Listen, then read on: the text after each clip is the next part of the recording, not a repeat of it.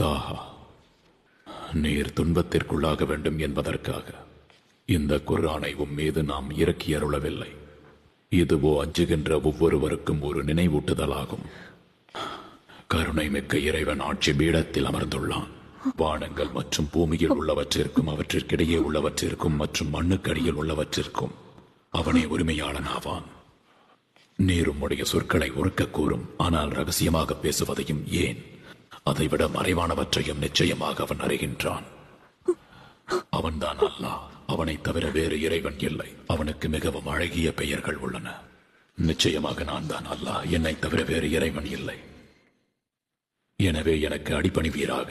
என்னை நினைவு கூர்வதற்காக தொழுகையை நிலைநிறுத்துவீராக. மறுமை நாள் வருவது நிச்சயம். அது வரும் நேரத்தை நான் மறைத்து வைக்க விரும்புகின்றேன். ஒவ்வொரு ஆன்மாவும் அவரின் முயற்சிகளுக்கு ஏற்ற கூலி பெற வேண்டும் என்பதற்காக. எனவே எவன் அந்த நாளின் மீது நம்பிக்கை கொள்ளாமல் தன் மன இச்சையை பின்பற்றுகிறானோ அவன் அந்த நாளை பற்றிய சிந்தனையிலிருந்து உம்மை தடுத்திட வேண்டாம். அவ்வாறாயின் நீர் அழிவிற்குள்ளாகி விடுவீர்.